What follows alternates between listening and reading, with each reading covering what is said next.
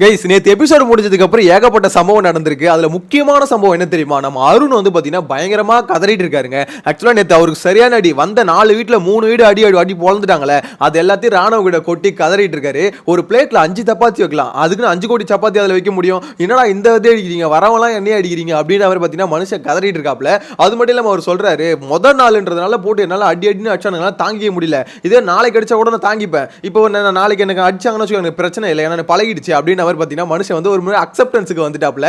ஆக்சுவலாக அந்த அளவுக்கு பார்த்தீங்கன்னா நேற்று வந்தவங்க எல்லாம் போட்டு பொலன்னு பொழுந்துட்டாங்க. உண்மையிலே பார்த்தீங்கன்னா அவர் வந்து நேற்றே பார்த்தீங்கன்னா பிரேக் ஆகிட்டாரு. ஐயே என்னடா இது, வரவங்க எல்லாம் போட்டு நம்மளை அடின்னு அடிக்கிறாங்கன்னு.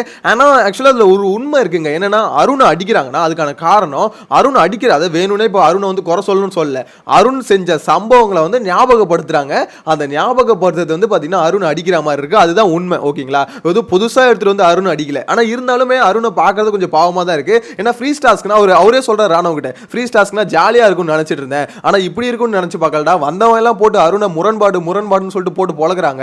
அதான் ராணுவ வேற கலாச்சிட்டு இருக்காரு. இதுக்கப்புறம் அருணோட பேர் அருண் இல்ல, முரண்பாடு அருண் தான். நாளைக்கு வரவங்களும் முரண்பாடு அருண் தான் சொல்லிட்டு வருவாங்க அப்படின்னு நம்ம சொல்லிட்டு இருக்காப்ல. இன்னொன்னு இவங்களுக்கு டவுட் என்னன்னா, வெளியில இருந்தே சொல்லி அனுப்புறாங்க விஜய் டிவில, இந்த மாதிரி போங்க அருண் ஒருத்தர் இருப்பான், அவனை கூப்பிடுங்க, அவன் முன்னாடி வருவான், அவனை போட்டு அடிங்க அப்படின்ற மாதிரி சொல்லி அனுப்புறாங்களா என்னன்னு தெரியல அப்படின்ற மாதிரி அவர் டவுட் பண்றாரு. ஆக்சுவலா வெளியே இருக்க நிறைய பேர் அதுதான் டவுட் பண்றாங்க. சார் இந்த மாதிரி அருணை வேணும்னே டார்கெட் பண்றதுக்கான காரணம் என்ன? ஒருவேளை அருணை வந்து சிம்பத்தி இதுல கொண்டு போகணுமா அருணை, அதுக்கு மூலமா அருணுக்கு ஓட்டு வாங்கி கொடுக்கணும்னு நினைக்கிறாங்களா அப்படின்ற மாதிரி நிறைய பேர் பார்த்தீங்கன்னா அது ஒரு டவுட் வைக்கிறாங்க. அருணை இப்படிலாம் காமிச்சு ஆக்சுவலா அருணுக்கு பாசிட்டிவா மாத்தி அருணுக்கு வந்து ஓட்டு வாங்குறதுக்கு தான் இந்த மாதிரிலாம் பண்றாங்க விஜய் டிவி அப்படின்ற மாதிரி டவுட் பண்றாங்க. அருணுமே என்ன டவுட் பண்றாருன்னா, எதுக்கு என்ன மட்டும் டார்கெட் பண்றாங்கன்னா, விஜய் டிவி ஏதாவது சொல்லி அனுப்புறாங்களா உள்ள, அந்த Vijay TV means Bigg Boss டீம்ல ஏதாவது சொல்லி அனுப்புறாங்களா, இந்த மாதிரி அருணை மட்டும் டார்கெட் பண்ணுங்க அப்படின்னு சொல்லி அனுப்புறாங்களா அப்படின்ற மாதிரி அவருக்குமே ஒரு டவுட் இருக்கு. அந்த டவுட் வெளியே இருக்கு. எனக்கு தெரிஞ்சு சேனல் சைட்ல இருந்து அருணை மட்டும் டார்கெட் பண்ணுங்க அப்படின்னு சொல்லி அனுப்புற மாதிரி எனக்கு பர்சனலா தெரிஞ்சு அந்த மாதிரி சொல்றதுக்கு வாய்ப்பு இல்லை அப்படின்ற மாதிரி தோணுது. ஏன்னு பாத்தீங்கன்னா அருணை மட்டும் வந்து எல்லாம் அடிக்கிறதுக்கான காரணம் அவரு அவ்வளோ ஆக்டிவிட்டிஸ் வந்து பாத்தீங்கன்னா மத்தவங்க கூட பண்ணியிருக்காரு. யோசிச்சு பாருங்களேன், இந்த வீட்லயே அதிகமா சம்பவம் பண்ணது யாரு அப்படின்னா கரெக்டா சொல்லலாம் அருண் மட்டும் தான். எல்லாரு கூடயும் சண்டை, எதுக்கோ சண்டை, சும்மாலாம் சண்டை அப்படின்ற மாதிரி பாத்தீங்கன்னா மனுஷன் வந்து பயங்கரமா தெறிக்க விட்டுட்டு இருந்தாப்ல. ஆக்சுவலா பண்றதெல்லாம் பண்ணிட்டு இப்போ வந்து பாத்தீங்கன்னா அதை ஞாபகப்படுத்தும் போது உண்மையில அவரால் ஏத்துக்க முடியல. அதுவும் அதுல இருக்க உண்மையை வந்து எல்லாம் சொல்லும் போது பாத்தீங்கன்னா ரொம்பவே கஷ்டப்படுறாப்ல. அதுதான் எடுத்து நடந்துட்டு இருக்கு. அவருக்கு ஒரு ரிலீஃப் என்ன தெரியுமா, நேற்று ரயன் அவங்க அக்கா வந்தாங்க பாத்தீங்களா, அவங்க அக்கா வந்து முத்துக்குமரனையும் மஞ்சரி அடிச்சாங்க பாருங்க, அது மட்டும் தான் ஒரு ரிலீஃப். அப்பா நல்ல வேலை அவங்களாவது வந்து இந்த பக்கம் என்ன அடிக்காம போட்டு அந்த பக்கம் போனாங்களே அப்படின்ற மாதிரி கொஞ்சம் எப்படி சொல்ல நிம்மதியா இருக்காரு. இன்கேஸ் அவங்களும் போட்டு அருண் அடிச்சிருந்தாங்கன்னு வச்சுக்கோங்களேன், அவ்வளவுதான், டேய் போதுண்டா வீட்டை கேட்டு திறந்து விட்டுங்க, நான் வீட்டுக்கு போறேன் அப்படின்னு அவர் மனுஷன் கதறி ஓடிட்டு இருப்பாப்ல.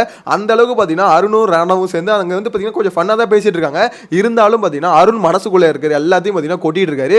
இன்னொரு முக்கியமான விஷயம், ராணவ் நேத்து வந்து ஒரு ஒலை வேலையை பார்த்து விட்டாப்ல. பவித்ரா பயங்கரமா டென்ஷன் ஆயிட்டாங்க. ஆக்சுவலா பவித்ரா கிட்ட எப்பவுமே ஃபன் பண்றேன்னு சொல்லிட்டு ஒரு விஷயம் பண்ணிட்டு இருப்பாரு. பவித்ரா ஃபன்னா தான் எடுத்துட்டு இருப்பாங்க. ஆனா மேட்டர் என்னன்னு பாத்தீங்கன்னா நேத்து வந்து பவித்ரா பயங்கரமா காண்டாயிட்டாங்க. காண்டாய் ராணுவ போட்டு கத்த ஆரம்பிச்சிட்டாங்க. ராணுவ உனக்கு ஒரு ஸ்பேஸ் கொடுத்து அதுக்கு நீ என்ன வேணா பேசுவியோ, ஓவரா பேசிட்டு இருக்க, இதெல்லாம் அக்செப்ட் பண்ணிக்க முடியாது அப்படின்ற மாதிரி பேசும்போது இதோட நிப்பாட்டிக்கோ அப்படின்ற மாதிரி அவங்க சொல்றாங்க. ராணுவ வந்து சரி ஓகே பவித்ரான்னாப்ல. இருந்தாலும் அவரோட பாடி லாங்குவேஜ் வந்து சிரிச்சுக்கிட்டே இருந்ததுனால பவித்ராக்கு பயங்கரமா எப்படி சொல்ற ஒரு மாதிரி ஆயிடுச்சு, ஹிட் ஆனோன்னு அவங்களுக்கு என்ன பண்றதுனே தெரியல. அவங்களும் ஆப்போசிட்ல இருந்து பயங்கரமா கத்த ஆரம்பிச்சிட்டாங்க. 2 பேருக்குள்ள கிட்டத்தட்ட சண்டை மாதிரி போயிடுச்சு. சண்டை மாதிரி போனோம்னா அவர் ராணுவுக்கு என்ன பண்றதுனே தெரியல, ஓடிட்டாப்ல. அவ்வளவுதான், உங்ககிட்ட என்னால பேச முடியாது, இந்த மாதிரி என்கிட்ட பேசணும் உங்ககிட்ட என்னால பேச முடியாது அப்படின்ற மாதிரி ராணுவ அங்க இருந்து பாத்தீங்கன்னா வீட்டுக்குள்ள ஓடிட்டாரு. பவித்ரா இந்த பக்கம் பாத்தீங்கன்னா மொத்த பேர்ட்டே கத்திட்டு இருக்காங்க. அதாவது இந்த மாதிரி நடந்த விஷயத்தை சொல்லிட்டு இருக்காங்க. ராணுவ என்ன வந்து ரொம்ப டார்ச்சர் பண்றான், அவனை வந்து ஏதோ ஒரு அளவுக்கு கொஞ்சம் ஸ்பேஸ் கொடுத்தேன், கொஞ்சம் ஃபன் பண்ணிக்கூடானு, ஆனா இருந்தாலும் அந்த ஸ்பேஸை வந்து பாத்தீங்கன்னா ஒரு மாதிரி வேற மாதிரி யூஸ் பண்ணிக்கிறான், எனக்கு ரொம்பவே எப்படி சொல்ற ஒரு மாதிரி கஷ்டமா இருக்கு அப்படின்ற மாதிரி அவங்க உண்மையை தான் சொல்லிட்டு இருக்காங்க. ஏன்னா ஒரு அளவு கலாய்க்கலாம், ஒரே ஐடியா போட்டு பவித்ரான்னு சொல்லிட்டு ராணுவ நோண்டும் போது காண்டா தான் இருக்கும். ஆனா என்ன பொறுத்த வரைக்கும் என்னன்னா பவித்ரா அதை சொல்றது ஓகே, அவங்களுக்கு வந்து எப்படி சொல்ற ஹிட் ஆயிடுச்சுன்னு சொல்றாங்க. இருந்தாலும் கொஞ்சம் தனியா கூப்பிட்டு சொல்லிருக்கலாமோ அப்படின்ற மாதிரி தோணுது. ஏன்னா அந்த இடத்துல ராணுவ வந்து அவ்வளவு கோவப்பட்டதுக்கான காரணம் என்னன்னு பாத்தீங்கன்னா நேற்று நைட் வந்து ராணுவ பயங்கரமா கோவப்பட்டாப்ல. ஏன்னா பவித்ரா வந்து திடீர்னு வந்து ஆஷா பேசும், அவரால் ஏத்துக்கவே முடியல, என்னடா பவித்ராவா இப்படி பேசுறது அப்படின்ற மாதிரி. ஏன்னா பாக்குற நம்மளுக்கே அப்படிதான் இருந்தது. ஏன்னா பவித்ரா அவங்களுக்கு ஒரு கோவம் இருக்குல்ல, ஏன்னா இவன் தொடர்ந்து நம்ம நோண்டிக்கிட்டே இருக்கானே அப்படின்ற கோவம் அவங்களுக்கு இருக்கு. அவங்க கோவப்பட்டதுல எந்த தப்பும் கிடையாது. இருந்தாலும் எல்லாரும் முன்னாடி வச்சு இந்த மாதிரி சொன்னதுக்கு அப்புறம் ராணவால ஏத்துக்க முடியலையோ அப்படின்ற மாதிரி தான் தோணுது. சோ தனியா கூப்பிட்டு வச்சு பேசியிருந்தா கூட மேபி ஏத்துட்டு இருப்பாரு. மொத்த பேர் பார்த்துட்டு இருக்காங்க, முத்துக்குமரன், மஞ்சரி, ஜாக்லின், ரயன் எல்லாமே அங்கதான் இருக்காங்க, சௌந்தர்யா இருக்காங்க. சோ இவ்வளவு பேர் முன்னாடி வச்சு கத்தும் போது அவரால் ஏத்துக்கவே முடியல. என்னடா நம்மள ஒரு மாதிரி ட்ரீட் பண்ற மாதிரி இருக்கு, இருக்கே அப்படின்ற மாதிரி ராணுவுக்கு வந்து ஒரு பயம் வந்துருச்சு, பேச முடியல, ஓடிட்டாப்ல உள்ள. ஆக்சுவலா இந்த விஷயம் பாத்தீங்கன்னா கண்டிப்பா விஜய் சேதுபதி எடுத்து பேசுவாரு. ஏன்னா இதுல வந்து பவித்ராக்கு வந்து நியாயம் அப்படின்ற விஷயம் கிடைக்குதோ இல்லையோ, இது வந்து பாத்தீங்கன்னா எப்படி சொல்ற, ரெண்டு பேர் மேலேயே ஒரு தப்பு இருக்கு அப்படின்ற மாதிரி எனக்கு என்ன தோணுது. முத்துக்குமரன் அதான் சொல்றாரு, ஆக்சுவலா பவித்ரா உங்ககிட்ட அவன் இந்த மாதிரி பேசுறது, அதாவது இந்த மாதிரி நீ பேசும்போது அவன் கோவப்பட்டு ஓடுறது அவன் மேல இருக்க தப்பு, ஆனா உன் மேலே ஒரு தப்பு இருக்கு பவித்ரா. அதாவது நீ வந்து ஒரு விஷயம் தப்பு பிடிக்கலன்னு சொல்ற, நீ ஒரு ஸ்பேஸ் கொடுத்துருக்க, அந்த ஸ்பேஸை விட அதிகமாக ஒன்று யூஸ் பண்ணிக்கிறான்ற மாதிரி நீயா சொல்ற. ஸோ அப்படின்னும் போது அதை நீ தனியாக கூப்பிட்டு வச்சு ஒரு மாதிரி பேசியிருந்தா மேபி புரிஞ்சுக்கிட்டு இருப்பான், இதுக்கப்புறம் பண்ணாதரானோ இப்படி பண்ணாத எனக்கு பிடிக்கல அப்படின்ற மாதிரி சொல்லி தான் புரிஞ்சுக்கிட்டு இருப்பான். மொத்த பேர் முன்னாடி வச்சு நீ இந்த மாதிரி கத்தவும் வாய்ஸ் ரைஸ் பண்ணவும் அவனால அது தாங்க முடியல, ஏத்துக்க முடியல, அதனால திருப்பி அவனும் கத்திட்டு ஓடி போயிட்டான், அவனால ஃபேஸ் பண்ணவே முடியல அப்படின்னு அவர் முத்துக்குமரன் கிளியரா சொன்னாப்ல. ஆக்சுவலா அதுதாங்க நடந்துட்டு இருக்கு. ராணாவோட இது நிறைய பேர் என்ன சொல்லிட்டு இருக்காங்க, ராணாவோட ரியல் கேரக்டர் வெளியே வருது அப்படின்ற மாதிரி. ஆக்சுவலாக இதுதான் ராணுவ ரியல் கேரக்டர் எப்பவே தெரியும். ஏன்னா தொடர்ந்து இதை வந்து பார்த்தீங்கன்னா ராணுவ பண்ணிட்டு தான் இருப்பாப்ல, ஏதாவது கோவப்படுவாப்ல, திடீர்னு தொடர்ந்து பேசுவார், பேசிட்டு ஓடி போயிடுவார். இதுதான் ராணுவ பண்ணிட்டு இருப்பார். ராணுவோட ரியல் கேரக்டர் என்னன்னு எப்பயோ தெரிஞ்சு போச்சு. ஃபுல் அண்ட் ஃபுல் பார்த்தீங்கன்னா ராணுவ பண்ணுறது எல்லாமே கண்டென்ட் கோர்ஸ் தான் பண்ணிட்டு இருப்பாப்ல. இந்த விஷயமும் கண்டென்ட் கோர்ஸ் தான் பவித்ரா வச்சு பண்ணிட்டே இருந்தார். பவித்ரா கிட்டே சொல்லிட்டாரு, பவித்ரா உன்னை வச்சு நான் கண்டென்ட் பண்ணிக்கிறேன், கொஞ்சம் அப்படியே உனக்கு ஏதாவது டிஸ்டர்பன்ஸ் இருந்தால் சொல்லிடு அப்படின்னு சொல்லிட்டு தான் பண்ணிட்டு இருந்தாரு. ஆனால் பவித்ராக்கு இப்போ டிஸ்டர்பன்ஸ் வந்துருச்சு அப்படின்றத சொல்லும் போது கொஞ்சம் ஆஷா சொன்னோன்னா எனக்கு தெரிஞ்சு ராணுவால் ஏற்றுக்க முடியலையோ அப்படின்ற மாதிரி தான் தோணுது. இதுக்கப்புறம் ஒரு முக்கியமான மேட்டருங்க. ஆக்சுவலாக இந்த ரயனோட அக்கா வந்து பார்த்தீங்கன்னா ரயனை போட்டு எப்படி சொல்லுது, அவங்கள ரயனுக்கு வந்து பூஸ்ட் பண்ணுறோன்னு சொல்லிட்டு பயங்கரமாக ஸ்பீச்லாம் கொடுத்தாங்களே.